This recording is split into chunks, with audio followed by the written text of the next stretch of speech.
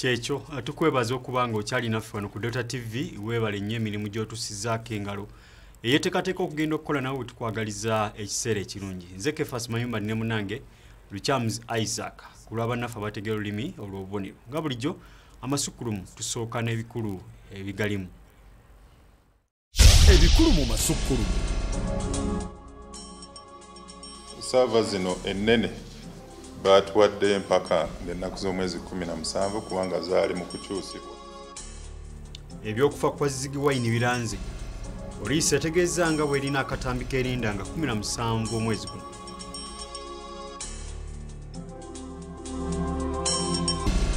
Musaayi gwennyini ekibumba ebyo byonna bisobola okubeera affected olwa malaria. Ebibumba by'abaana byayonooneka dda. Abasawo bakakasizza ku baana be bafuna abalina omusujja.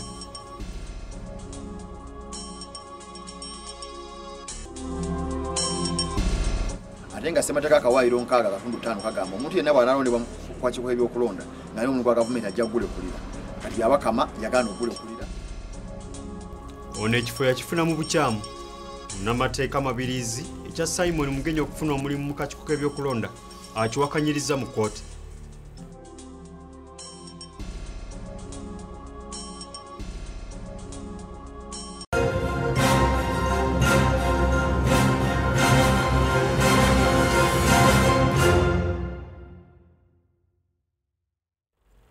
Weewaawo ennaku z'omwezi ziri 12 ezooba lino erya muwakanya oba Agusito ogw'omunaana ogwa 2019.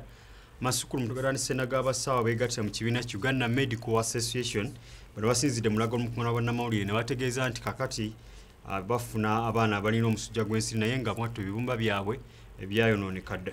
Bano bagamba nti kivudde ku kubeera nti emibiri gy'abaana bano ababeera tebafuna ku musujja nga bakyali bato. Mu Uganda abaana 14 bafa omusujja gw'ensiri buli lunaku wabula nga okunoonyereza kulaga nti ebitundu bya bannayuganda 9 ku buli 10 bali mu matiga g'okufuna omusujja gw'ensiri nga mu mwaka 2017 abantu abaafa ekirwadde kino baali 1,404. Era okunoonyereza kukirambika nti buli bantu boolaba ababeera baweereddwa ekitanda mu ddwaliro ebitundu 2 ku 10 babeera balina omusujja gw'ensiri. Kati abasawo abeegattira mu kibiina Uganda Medical Association bagamba nti beeraliikirivu olw'abaana omusujja gw'ensiri okubayisa obubi okuviira ddala mu mwaka oguwedde mu Meeyi okutuuka kati. Dr. Shamim Namugerwa nga musawo akola ku ndwadde z'abaana agamba nti ensangi zino abaana bafuna omusujja gw'ensiri gubakosa nnyo naddala ekibumba ssaako n'obwongo. Ono ayongerako nti omuntu omusujja gw'ensiri okumuyisa obubi n'atuuka n'okwonooneka ekibumba omubiri gwe gubeera tegwafuna musujja gwa nsiri ng'akyali muto. Malaria ereeta complication mu parts nyingi. Ensigo, obwongo, omusaayi gwennyini, ekibumba, ebyo byonna bisobola okubeera affected olwa malaria. Kati nga cerebral malaria, omwana wafuna cerebral malaria tulabye bangi bajja nga bali mu koma lwa malaria. Omuntu alina omusujja gw'ensiri abeera n'akabonero ak'okwokerera nga wano we basinzidde ne bakuutira abazadde obutamala gawa abaana baabwe eddagala nga bakizudde nti balina embeera eyo kubanga okwokerera kayinza okubeera akabonero k'endwadde endala. Omwana watandika okwokya tomuwa ddagala ly'olina waka kumuwa ku panado ne yeebaka. Omwana bw'aba atandise okwokya mugende mu ddwaliro eribaliraanye basobole okumukebera balabe ekireeta omusujja guno. Sigamba nti buli mwana ayokya guba musujja gwa nsiri naye ate Dr. Ekwal Obuku nga ye mukulembeze w'ekibiina ekigatta abasawo ki Uganda Medical Association ategeeza ng'okugaana ekitongole ky'ebyobulamu okulambula ewazimbibwa eddwaliro bwe kyali kimenya amateeka. Ono era ategeeza nga bwe bakuŋŋaanyiza emikono gy'abasawo 3 balabe nga gavumenti eyongera ensimbi mu malwaliro amalala agaliwo kati. Nga tugenda kukola petition ku parliament, tukola petition ku omukulembeze president atuyambe oku strengthening specialized medical care. Kale azimbye Lubowa kintu kirungi naye sente endala aziteeke wabali wali ku regional referral hospitals Arua, Karamoja, Moroto, Nakaseke, Lira, okay? Batekemu sente za ebyuma byetagisibwa za specialized services n'abasawo.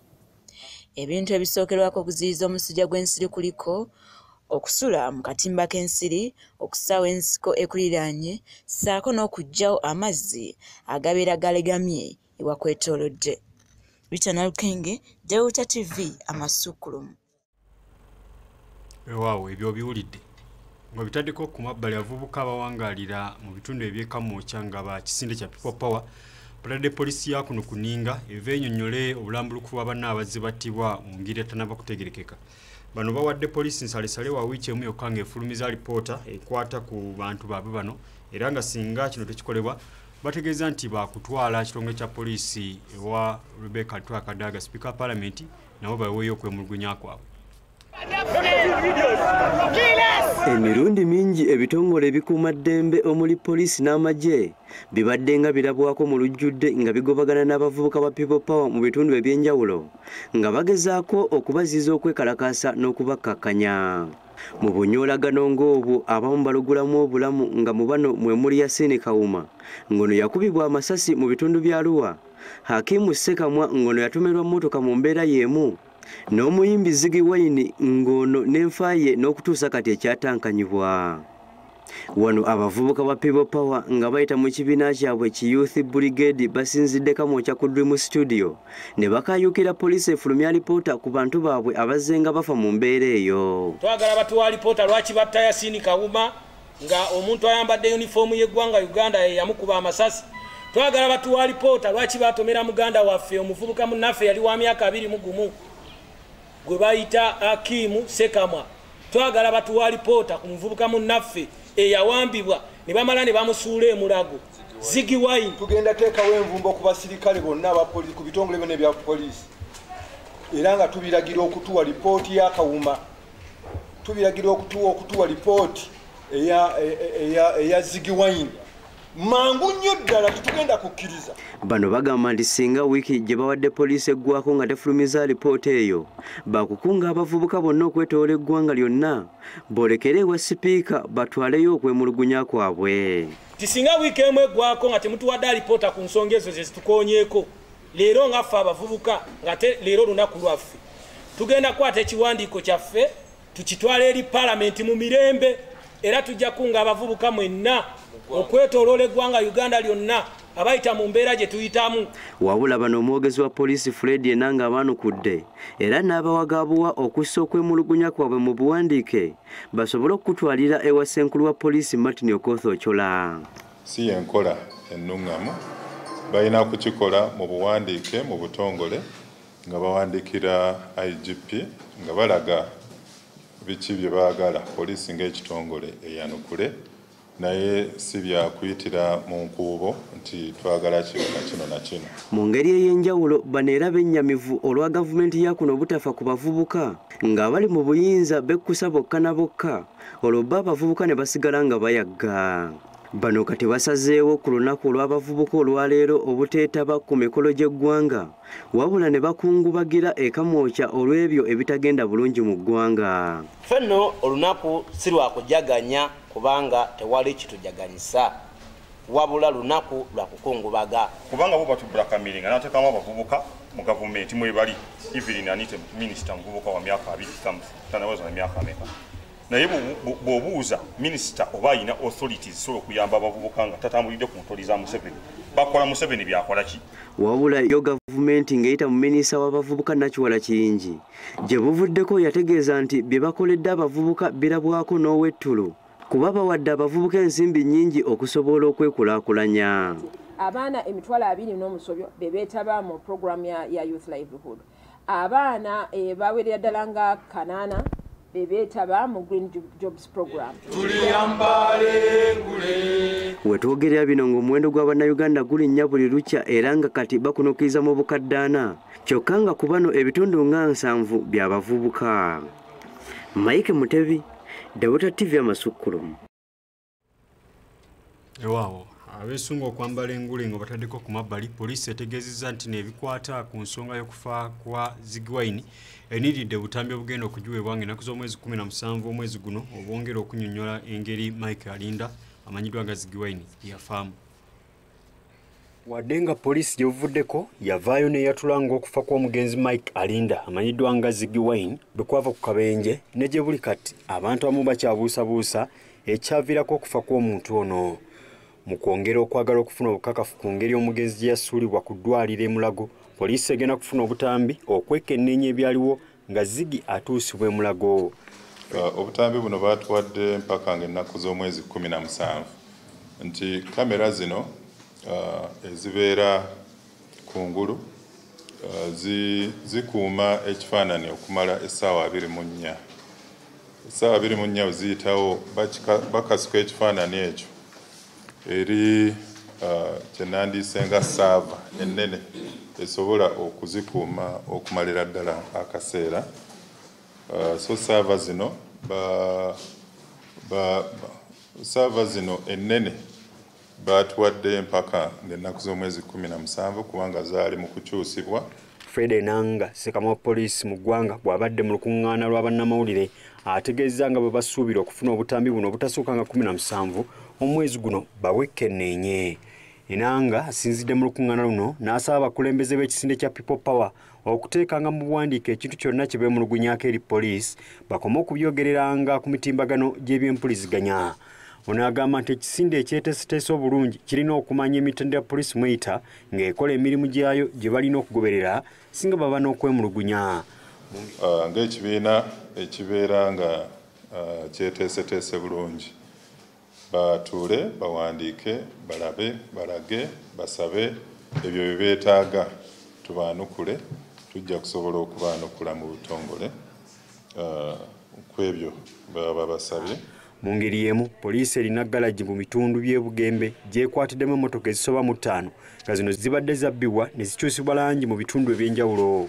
Twafuna amawulire nti omutuuze alina galagi mu kitundu ekyo gwe bayita Katamba Mike y'omu ku abo abaali benyigidde mu kibba mmotoka n'okuzitunda n'okuzitemaatema mu ngeri emu oba endala. Ono twamukutte ne driver we Saabirya Geoffrey. Abamu ku babadde babba emmotoka poliisi etegeezezza nga babadde bakozesa amayumba ag'obwannannyini ne galagi okuzikwekamu nga wano wasinzidde okwebaza abatuuze abagitemezzaako ku bubbi buno. Ebyo nga bikyali awo ebitongole bya poliisi ebikola okunoonyeza ku ttemu ery'enjawulo bizudde ng'okutta abantu abakuliridde mu myaka okweyongedde mu bitundu by'eggwanga eby'enjawulo. Abamu bakwatibwa abalala nga kati bano batemulwa basobole okulekawo ebyabwe. Abalala balina engeri gye babaferamu olw'emyaka gyabwe n'okweyongerayo mu maaso. Okusinziira ku kunoonyeza kwa poliisi abantu abagala okutwala ebyobugagga by'abantu abakuliridde mu myaka banjawulo. Joseph Muyingo yabaddeyo ku Delta TV Amasukkulumu. Weewaawo ebyongo bitadde ku mabbali munnamateeka Hassan Malema Biriiza situdde bute enkundi ku mulundi guno ng'obwanga aboolekeza ssentebe w'akakiiko k'ebyokulonda omulamuzi Simon Mujenyi Byabakama ng'agamba nti ono ekifo kino kirimu mu bumenyi bw'amateeka olw'ensonga teyasooka kulekulira mirimu gya bulamuzi. Mabiriiza ayagala kkooti eno eragire nti ekifo ky'akulira akakiiko k'ebyokulonda tekirimu muntu era omulamuzi ono alikulire. Munnamateeka Malema Biriiza Kyonuka awaabidde ssaabawolereza wa gavumenti lwa mulamuzi Simon Mujenyi Byabakama owa kkooti ejulirwamu mutasooka kulekulira nga tannaweebwa ku bwa ssentebe w'akakiiko k'ebyokulonda. Mabiriiza ataddeyo omusango mu kkooti enkulu awezesa emisango gy'engassi enkya ya leero ng'agamba nti kusinziira kawaayiro nnamba 6.5 akasemateeka omulamuzi ono yali alina okusooka okulekulira omulimu gwe ogw'obulamuzi nga tannayingira woofiisi wa ssentebe w'akakiiko k'ebyokulonda. Munnamateeka ono kati yagala kkooti eno erangire nti ekifo ky'obwa ssentebe bw'akakiiko k'ebyokulonda tekiri muntu. Omusango ogusooka gwakulangira nti ekifo kya ssentebe w'akakiiko k'ebyokulonda mu ggwanga kikalu lwa nsonga akirimu ssaawa eno Simon Byabakama yamenya amateeka byalema okulekulira omulimu gwe ng'omulamuzi wa kkooti ejulirwamu ng'alondeddwa mu kifo ekyo. Ate nga ssemateeka akawaayiro 6.5 kagamba omuntu yenna bw'anaalondebwa ku kakiiko k'ebyokulonda ng'ali omuntu gwa gavumenti ajja kulekulira.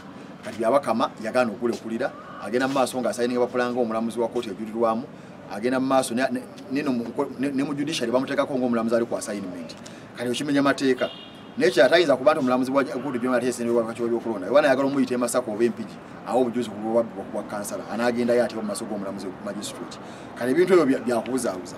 Mabirizi era wakanya kya President Museveni okulonda abamagye n'abasindika mu poliisi tikimenya mateeka kuba nabo tebasooka kulekulira bifo byabwe ebyamagye. Omusawo gwokubiri gukwata ku gundi ku bajaasa abana Museveni byabona n'abaweereza mu poliisi gyakootera ngende ebifo byabwe bikalu kuba mu ssemateeka ne mu mateeka gonna tewali ngeri pulezidenti ayinza kulonda abapoliisi ba Uganda anaddira abamagye n'abateeka mu poliisi. Abapoliisi bajja ne bajuza ne bajja nga babakuza mpola Museveni asalinga busayinizi kuba amayinja so sikuddira kuba jeri kubateeka wansi akirese poliisi ayicyankalanye ebeeremu bamagye batukubenga emigo yo bagitukuba kati abuli kati abali mu temamali kati abayongeramu ababalala. Munnamateeka era ayagala kooti ejjewejje ekuuma byalo erya LDU kuba okusinziira ku ssemateeka baliwo mu bukyamu. Then ekyaba LDU abo bawandiika bamenya amateeka ssemateeka kawairo 28 akatundu 4 kakirambika bulungi teri muntu yenna ajja kufuna jje nga teri mu constitution. Musabata kalwina amajana oba ebitongole bikwate mundu bina UPDF police ne prison kali Museveni yahonda ekyaita LDU si kya UPDF si kya police si kya prison wabula alita jje kuma byalo kali ononye bako tebaliwo tebalina namba tebalina kikibakola bakozi fujjo kuba abantu migo kuyuza nanga muntu kola bikyebe kimanya semateeka. Omusawo gwokusatu gwendese wa Justice Katurebe nakoze yakola amateeka agafuga abalamuzi okuva mu misango ngagagamba nti omulamuzi bwalemera musango omugambi okuva muteri kujulira alina okuwulira mpaka kati ekyo mwama nti kimenya amateeka kuba omulamuzi wemani kakasa nti yalidde enguzi ne mugava musango nagulemera okuba yalidde enguzi mbali n'okujulira mu kooti esingako. Omulamuzi Bakama yalondebwa okubeera omulamuzi wa kooti ejulirwamu nga 11 mwezi ogw'ekkumi omwaka 2015. Ono mwezi ogw'ekkumi omwaka 2016 yalondebwa kuba ssentebe w'akakiiko by'okulonda nga yaddira mu bigere yinginiya Badu Kigondo. Kati omusango gwakuulirwa essaawa yonna. Egwe lino Sakiddo Anet Nakayibale ku Amasukkulumu. Wow. Amasukkulumu tukyagenda mu maaso kati kutuuseeko akanyumiro kaffe akamanya byolya ogenda kumanya emigaso egifumbekedde mu butto akolebwa mu kirimu ekimanyiddwa nga olive oba omuzeyituuni n'oluvannyuma tugenda kuwumuzaamu tukomewo n'Amasukkulumu ekitundu kigenda kuba kyakubiri.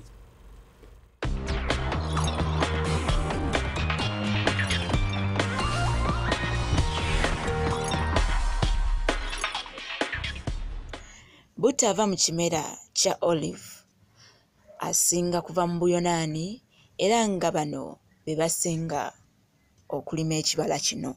Butto akoleddwa mu kibala kya olive alimu ebirungo bingi nga muno mulimu n'okwongeza emikisa gy'omukazi okufuna olubuto ate nga n'omwana ali munda mu lubuto abeera mulamu bulungi.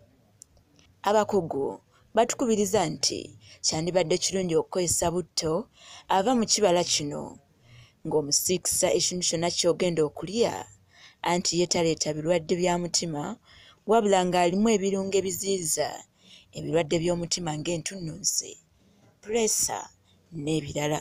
Kati gw'agenda okusiika ekintu kyonna olunaku lwa leero egyo gy'emigaso gy'oyinza okufunamu ng'okozesezza butto okuva mu kibala kya olive. Manya byolya.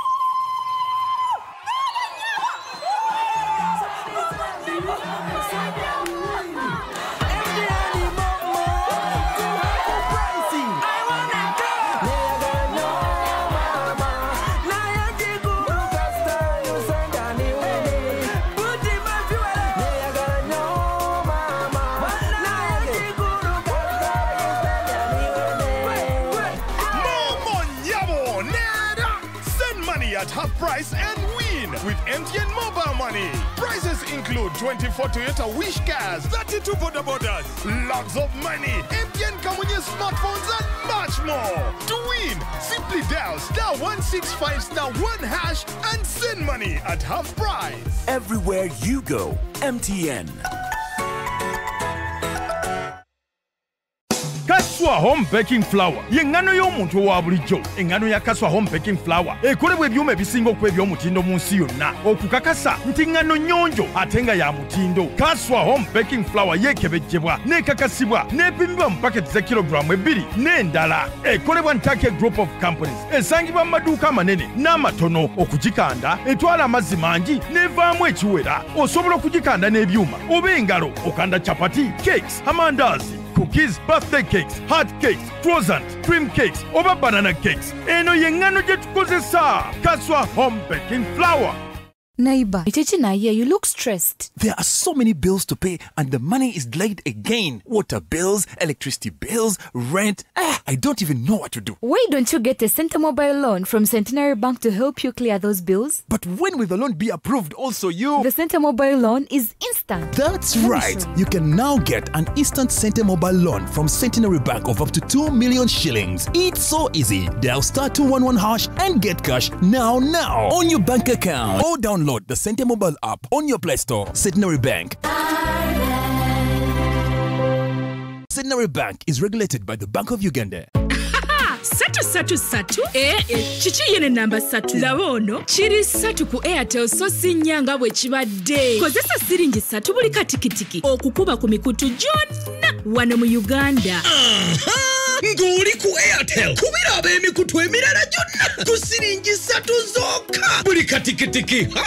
Kaakano yogera na buli muntu ku buli mukutu gwonna akadde konna ku siringi 3 zokka. Twazisaze. Airtel, the smartphone network. Airtel elungamizibwa Uganda Communications Commission.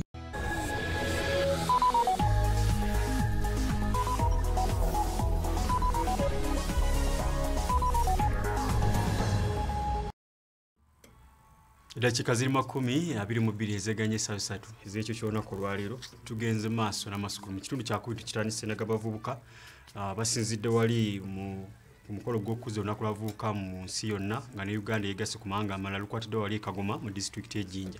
Bano nno bategeezezza nti gavumenti yandisanye ne batera amateeka ddala agasobola okulungamya kampuni zitwala bannaabwe obunaayira okuba ekyeyo olw'ensonga nti bakitegeddeko nti abamu ku bannaabwe batulugunyizibwa olwate embeera neefuuka yassenga vuddemu nga zzeemu ng'owembaliga apepeya n'ow'envunza. Abavubuka ba Uganda beegasse ku balala mu nsi yonna okuza olunaku luno wakati mu kusoomoozebwa ku bintu ebitali bimu nga tebanneetaba ku mikolo. Abavubuka mu Jjinja baasusse kukola bulungi wansi mu kibuga Jjinja nga balongoosezza ebifo eby'enjawulo omubadde n'akatale akanene aka Jjinja Central Market.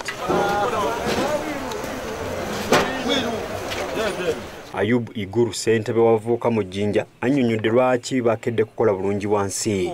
Ekyokulowooza nti omuvubuka yeekalakaasa bwekalakaasa, omuvubuka tayagala kukola, tasobola kukolagana na community, ekyo ekintu tekiriiwo. Ffe essaawa eno tugamba nti omuvubuka omulungi, omuvubuka asobola okulabika nti wakolera wayonjo, omuvubuka wakolera nti asobola okubeera kubanga a healthy mind is a rich mind. Oluvannyuma nga beegattiddwako abakungu okuva wano n'ebweru w'eggwanga bakuŋŋaanidde ku kisaawe ky'essomero lya St. Gonzaga Gonza e Kagoma mu Jjinja ewabadde emikolo gy'eggwanga.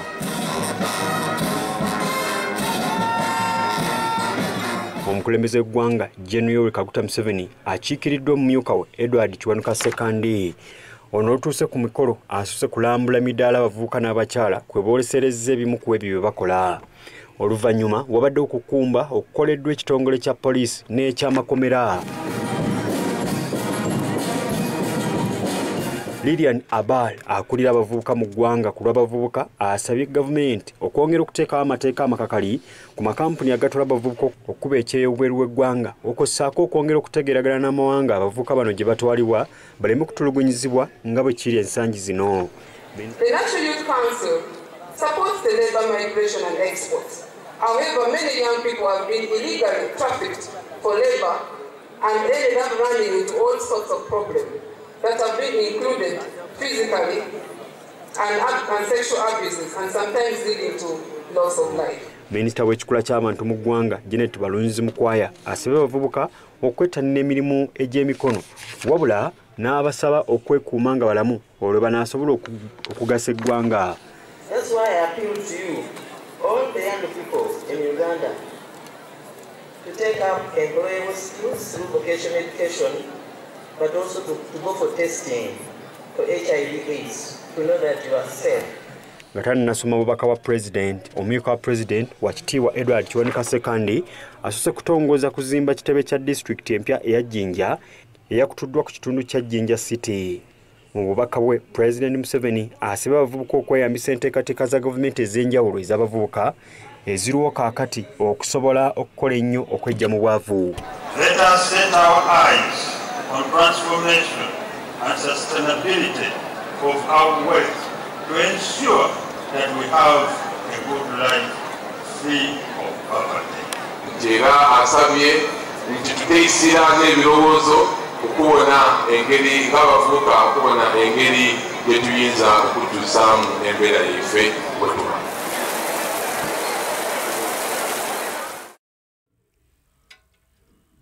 Weewaawo ekibiina kya Forum for Democratic Change kikikubye ebituli mu kakiiko akalondewa Ssaabalamuzi Bart Magunda Katuleebe okunoonyeza ku nguzi efumbekedde mu Siga Eddamuzi. Bano bagamba nti kyandibadde kirungi ekitongole kifunayo waakiri abantu abalala abalamuzi abakugu oba abaludde mu kisaawe kino so si ate kukozesa abatalina bumanyirivu bumala okubanoonyerezaako. Okwogera bino kiddiridde Ssaabalamuzi Bart Katuleebe okuva wiiki ewedde n'alondawo akakiiko k'abalamuzi akagenda okubeera nga kanoonyereza ku buli bw'enguzi obadde bufumbekedde mu Siga Eddamuzi.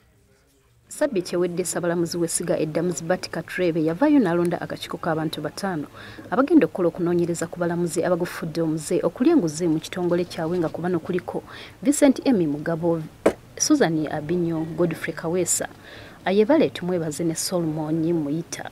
Ekibiina kya Forum for Democratic Change nga kiyita mu mwogezi waakyo Ibrahim Ssemujunganda kisinzidde mu lukuŋŋaana lw'amawulire olutuula buli ku bbalaza ku kitebe kyabwe Najja Nankumbi n'ekikuba ebituli mu kakiiko kano.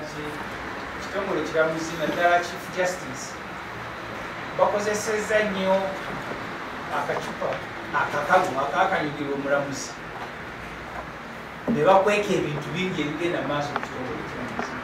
Ssemujju awadde gabuwa Essiga Eddamuzi bulijjo okukozesanga abalamuzi abaludde mu kisaawe ky'obulamuzi so si kumala galonda buli muntu. Katandika ne mu kkooti mwatuula yalikkiriza balooya abeetengeredde nga si bakozi be ne banoonyereza emivuyo egiri mu kkooti n'obuli bw'enguzi. Tulina bano balooya abakulu eggwanga beriwo ekitiibwa nga Baprofesa Sempeewa, Profesa Frederick Kijo, Profesa Olokonyama, Profesa Sylvia Tamale n'abalala bangi. Ku nsala y'omusango gwa Stella Nyanzi Nganda agamba nti Essiga Eddamuzi lyandisoose nga kutunula mu misango minene okusinga okumalira obudde bwabwe ku busango obutono. Ogwa Stella Nyanzi baguulidde ku supiidi etabangawo era omuntu ayinza okuza nti tobeera na misango giri mu kkooti ye. Gino emikadde byonna gikyaliyo byogwa Stella Nyanzi nti yanyiiza Museveni ogwo baagwanguyizza n'okumusalira ne bamusalira.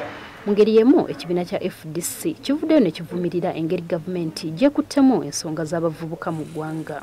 Walid Rubega nga ye ssentebe w'abavubuka mu FDC agamba nti okukuza olunaku lw'abavubuka tekikyali mu makulu wabula nga kigendereddwamu kukuumira abavubuka mu bwavu. Kubanga kigenda okubeera ejjinja kugenda kubeera kutongoza maani Museveni alina gupusi ez'abavubuka zategese okusayininga okumwegayirira afudde Uganda paka bwalifa. N'olwekyo twenge FDC naddala n'ekiwayi ky'abavubuka tulowooza nti tetuyinza kubeera mu bulinzi obugenda okongoola eggwanga. Ku bavubuka abali mu makomera ku misango egy'ebyobufuzi Walid ategeezezza nga bwe bafunye bannamateeka abagenda okwasaganya ensonga zino okulaba nga bano bafuna obwenkanya. Christine Kimuli, Nicholas Nduga, Delta TV, Amasukkulumu. Amasukkulumu ku Delta TV.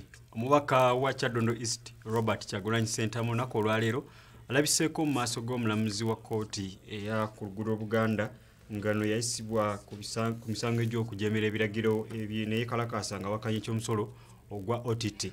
Wabula oludda oluwaabi terubadde n'abajulizi era nga lusabye omusango guno gwongezebweyo. Omulamuzi wa kkooti y'oku buggulo lwa Buganda Betty Joan Acha alagidde oludda oluwaabi okulaba nga luleeta abajulizi ku lutuulo oluddako mu musango gwawaabirwa omubaka wa Kyaddondo East Robert Kyagulanyi Ssentamu. Kino kiddiridde oludda oluwaabi nga lukulemberwamu Babula Kyomugisha okutegeeza nga bwe batalina bujulizi. Wano kkooti weesinzidde n'emulagira okujja n'abajulizi mu lutuulo oluddako. Leero ffe tukomyewo ate ne accused persons bonna babaddewo naye eky'omukisa omubi ku ludda olwa gavumenti oba state tebabadde ready kubanga abajulizi baabwe tebabaddewo. Kati batuwadde 17 nga September lwe tujja kuddawo wano. Omubaka Kyagulanyi avunaanibwa ne banne omusango gw'okugaana okugondera ebiragiro ne yeekalakaasa mu bumenyi bw'amateeka ng'awakanya omusolo gwa OTT ne mobile money ogwaleetebwa mu mwaka gwa 2018. Kino kisango-sango ng'ebisango-sango byonna bibadde nga bateekawo. Gavumenti ya President Museveni ne banne baanafuwa dda, gavumenti yaabwe yavunda dda. Bo kino ekisango bakiteekako okugezaako tunafuya ng'ebisango bye bateeka ku balwanyizi b'eddembe abalala, so tebibajja ku mulamwa. Kyagulanyi avunaanibwa ne muganda we Fred Nyanzi Ssentamu, David Lule, Katongole Julius ne Edward Sebufu amanyiddwa nga Edi Mutwe. Omulamwa guli nti tuli ku mission ya kujjako Museveni mu mateeka ate mu ddembe. Kye tuliko ate tugenda kikola mu 2021. Yekawefube gwe tuliko mufune endagamuntu buli omu yeebereremu n'amawulire ago mugabonye temukkiriza bino bisango-sango bajja ku mulamwa. Ekikulu kiri nti Museveni must go ate ng'agenda. Bano bawolerezebwa bannamateeka omuli George Musisi, Shamimu Malende, Nalukola Luyimbazi ne Benjamin Katana. N'olwekyo olw'okusaba kwaffe kkooti nekkiriza negamba nti ebawadde omulundi oguddirira ogusembayo okulaba nga baleeta abajulizi baabwe bonna. So tusuubira nga 17 ogw'omwenda 2019 abajulizi abalumiriza omubaka Kyagulanyi ne banne okubeera nga bajja mu kkooti. Abavunaanibwa kiteeberezebwa okuba nga omusango baaguzza mu mwezi ogw'omusanvu mwaka gwa 2018. Kkooti eyongezaayo okuwulira omusango guno okutuusa ng'ennaku z'omwezi 17 omwezi ogw'omwenda omwaka guno. Annette Nakaibaale yabaddeyo ku Delta TV Amasukkulumu. Kulikayo mu kkooti omusasi waffe Annette Nakaibaale. Bo bannansi b'omuggwanga erya Amerika abatakabanira okulaba nti n'abavubuka bannaye ku lukalu lwa Africa babeera mu mbeera ezeyagaza. Baliko abavubuka abasoba mu 10 mu disitulikiti y'Eluweero. Bano baba bangudde ku butale basobola okubeera nga beeyimirizaayo n'ekigendererwa eky'okwongera okusitula embeera mu bawangaalira n'eggwanga lyonna okutwaliza wamu. Bannansi b'eggwanga lya Amerika abatakabanira okulaba nga abavubuka mu nsi yonna babeera bulungi baliko ekibinja ky'abavubuka abasoba mu 10 mu disitulikiti y'Eluweero beba bangudde mu nsonga ez'enjawulo ng'ekigendererwa kya kusitula mbeera zaabwe.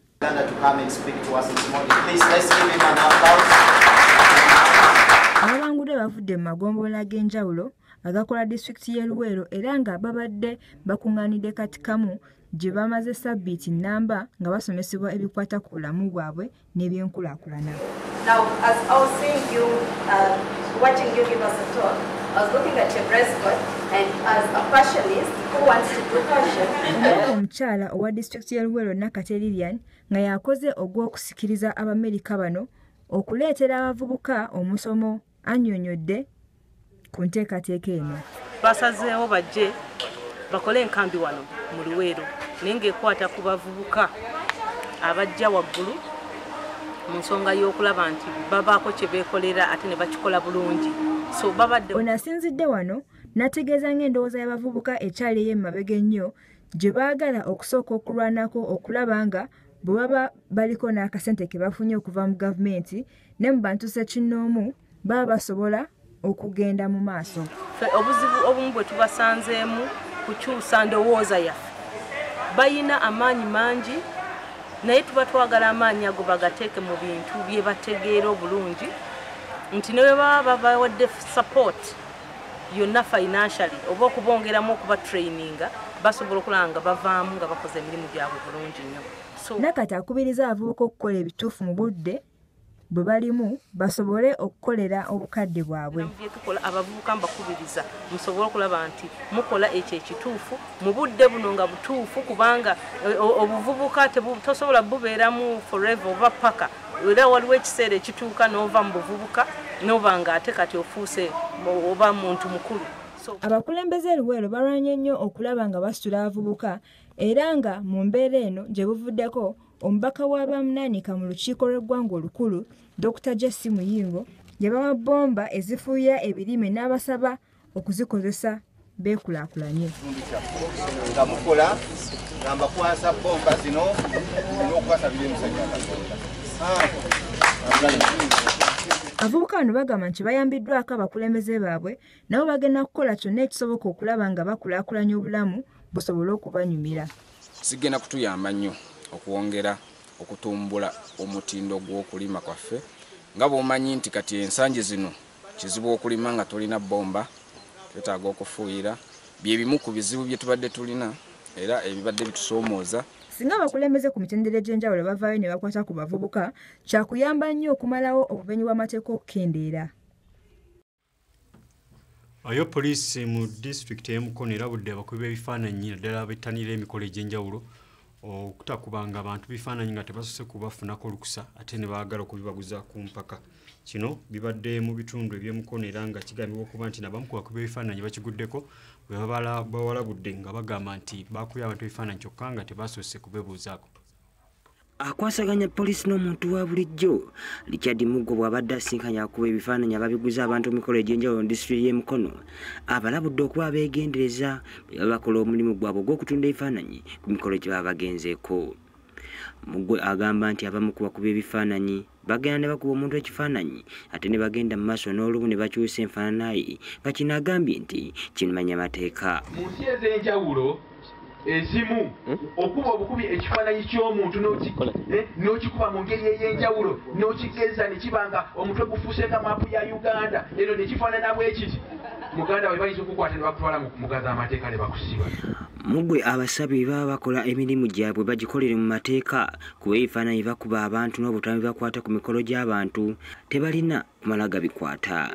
Twewala embeera efaanana bw'etyo kubanga kisendinga information ey'enjawulo eri abantu ababa batunuulira ba publishers, ba videographers, ba photographers nekibanga kiyinza okwonoona omulimu gwaffe oba omulimu gwammwe. So ebifaananyi bye tukuba ne videos ze tukwata zibenga zikolebwa wansi w'okuluŋŋamizibwa omukono gw'amateeka. Ye omukubiza w'olukiiko disitulikiti y'Emukono Emmanuel Ombonye asaba Mugwe okukoma ku basajja baabwe aba poliisi ne LDU abatulugunya abantu naddala mu budde bw'ekiro. Omukulu olwamukube MP n'ebikonde n'etteke ne bamuggyamu byonna bye yayina ne ssente za deposit ze baali bamuwadde okukozesa ebifaananyi ne memory card ne bagimuggyako ne babisensula bo ne bajjamu bye baagala ebirala ne babisuula.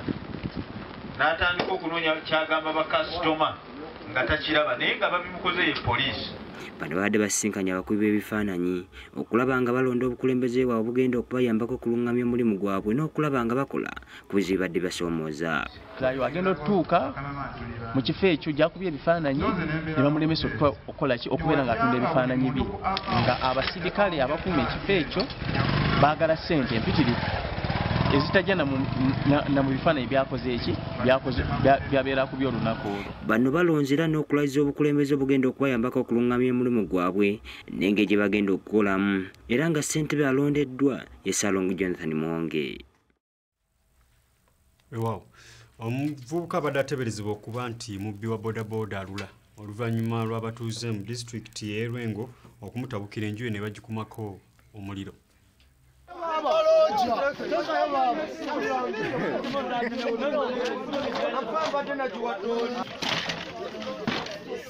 Ebidomola bibiri eri byonna muganyu bijjayo.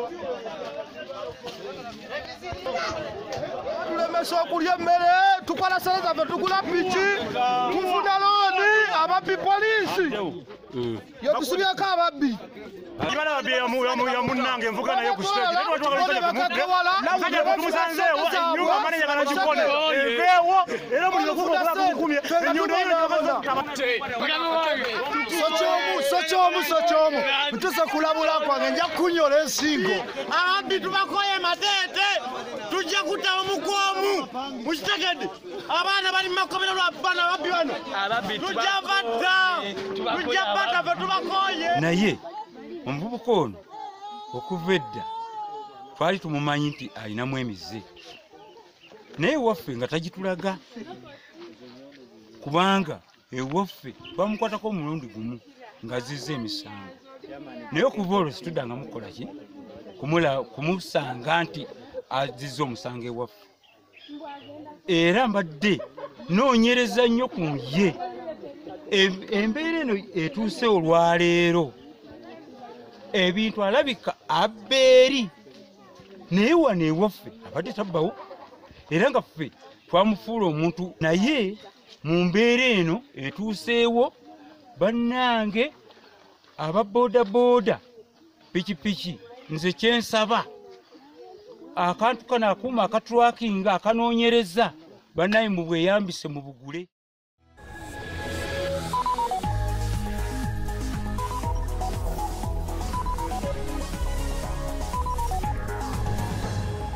Activate Airtel Money today and enjoy convenience on payments for all utility bills. That's right, you can pay all your bills from the comfort of your home at any time of the day. To conveniently pay TV subscriptions on Airtel Money, dial *185#, select phone, pay bill, select 3, pay TV, select StarTimes TV, DSTV, GoTV or Azam TV, depending on which bill you want to pay. Enter the StarTimes or GoTV, Azam TV, DSTV, enter the smart card number and follow the prompts to complete payment. Airtel Money, simple, instant, secure. Airtel, the smartphone network. Okumalira ddala emyaka egisooka 55 bannayuganda bagitegedde balaze okwagala kwabwe ssaako n'okwesiga kampuni ya langi emu yokka okusiiga amaka gaffe obulamu bwaffe wamu n'ensi yaffe yonna era okusinziira ku bwesigo bwe bagirinamu kino kigifudde kampuni ya langi esinga mu Uganda era nga kampuni y'emu eno ekuleetedde langi y'emu yennyini gy'omanyidde okumalira ddala emyaka egisooka 55 langi ez'enjawulo z'obadde weesiga okusiiga ensi yo naye nga kati ejjidde mu linnya eppya Plascon, Color Your World. Satu kiki yene namba 3 labono kiri 3 ku Airtel so sinyanga bwe kibadde kozesa siringi 3 buli katikitiki okukuba ku mikutu gyonna wano mu Uganda. Ngoli ku Airtel kubira ab'emikutu emirala gyonna ku siringi 3 zokka buli katikitiki. Kaakano yogera na buli muntu ku buli mukutu gwonna akadde konna ku siringi 3 zokka. Twazisaze. Airtel, the smartphone network. Airtel, elungamizibwa Uganda Communications Commission.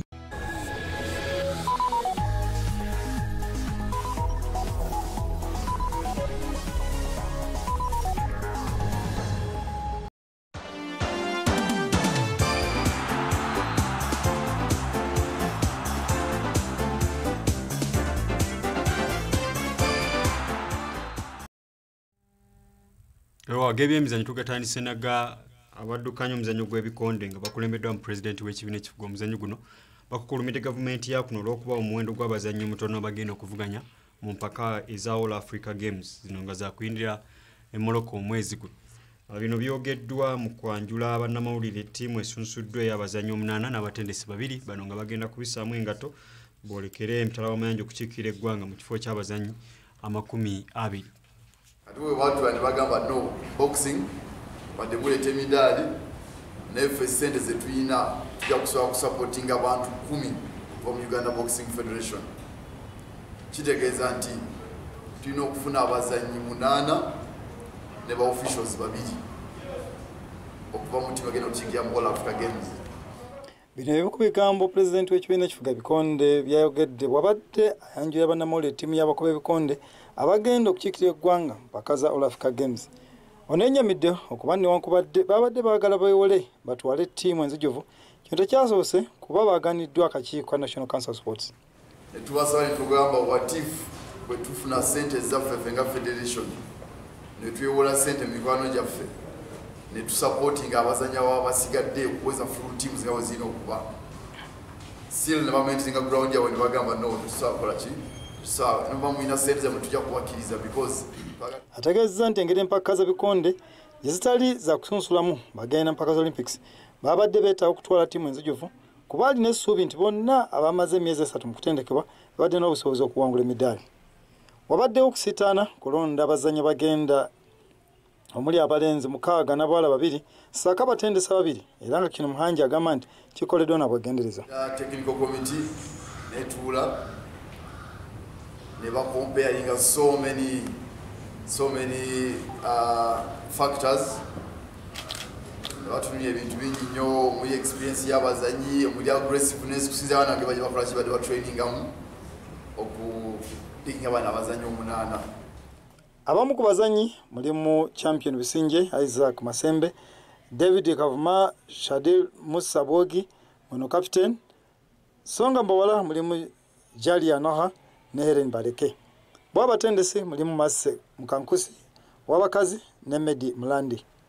Yemale Joshua empakazi musubye olw'obutaba nandaga muntu asobola okufuna passport.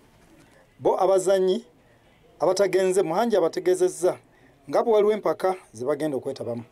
Bo abakuba ebikonde abagenda buli omu aweera kudda na mudaali. Era nga nsuubiza buli munnayuganda n'ajali ngenda kukomawo n'omudaali ogwa gold era n'enyongera okubasaba essaala zammwe. Newe mpulidde bulungi nga ndi ku ttiimu y'eggwanga era nsuubira kugenda kukola bulungi okuleetera Uganda omudaali naye ate si mudaali ndaga gold. Bakyegaziya emikisa gyange okugenda mu World Championship n'ogenda mu Olympic qualifiers zonna.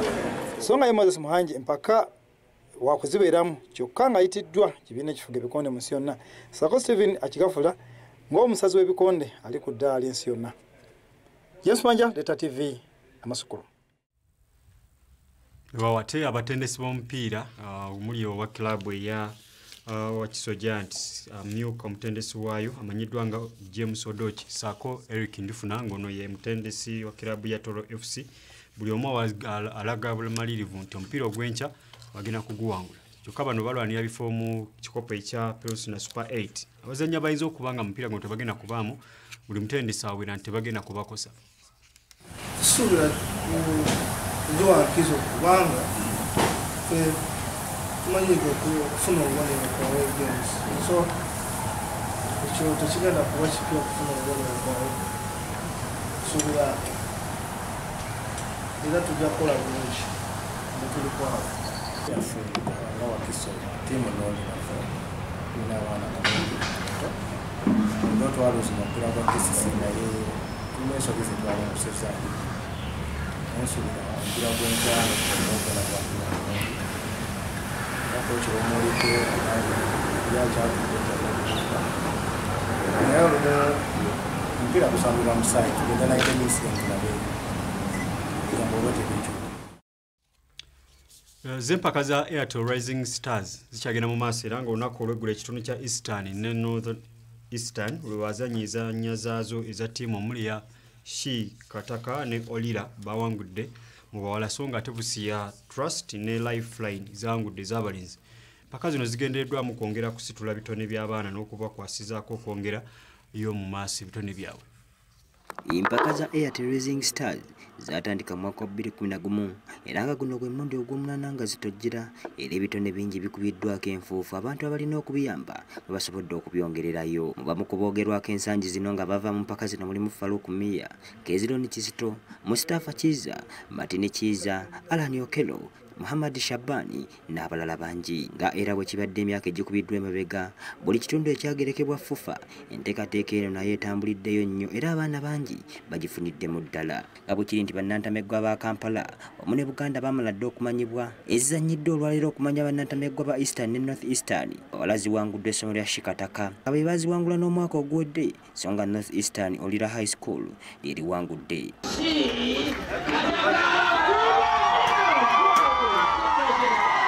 Kudda lw'abalenzi Busia Trust ewangudde Truvine okuva ettolo penalty 6-5 oluvannyuma lw'okulemagana 0-0 mu ddakiika ez'essalira so nga mu North Eastern Lifeline yawangudde Olira High School ku ggoolo emu ku bwereere. Ttiimu empangu ziweeredde ebirabo omuli emidali gya zaabu ebikopo wamu n'akakadde k'ensimbi so nga n'ezaakutte ekyokubiri nazo teziviiriddeyo awo.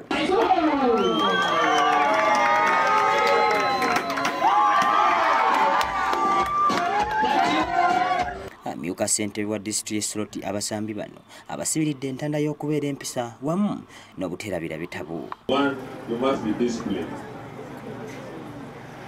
Two, as the mayor said, you must read. You know where the world is going today. then beginners and for senior for papers. Tescovia n'esiima ku Airtel mu kitundu kya Eastern Region ayongedde okulaga obweya mu kampuni eno bw'erina okutuukiriza ebisuubizo byayo.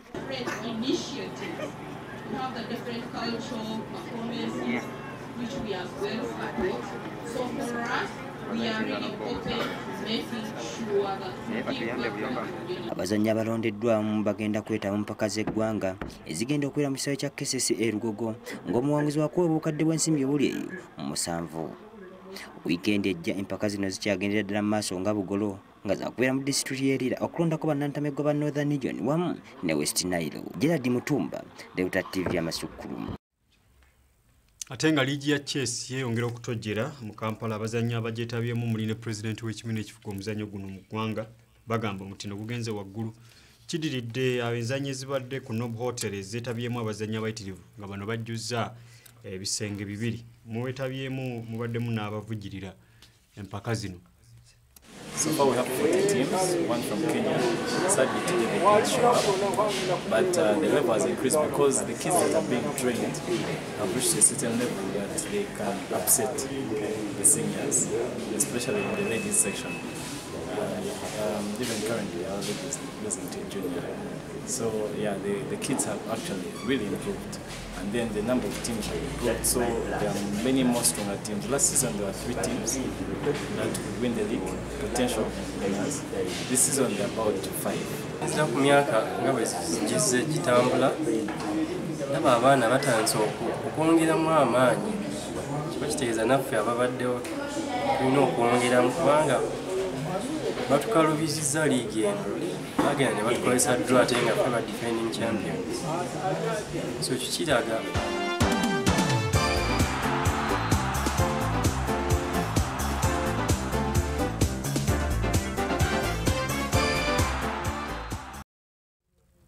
weewaawo bakutenda okulya tosula mu ddiiro ate nga ne bakutenda okusolobya ebitokito bireka nga biswadde. Amasukkulumu ag'olunaku olwaleero kangeetegula engeri ya jazzi yeetegula omukazi omuzadde. Nze Kefas Mayumba mbadde ne munange Lukyams Isaac tubaagalizaayo ekiro ekirungi katukasuka olutaliga Ssaabasajja Kabaka wangaala. Omukisa gw'omukolo gwo wano ku Delta TV gukutuusibwako abantake bakery abakozi b'engano Kaswa Home Baking Flour engano esinga okuba ey'omutindo.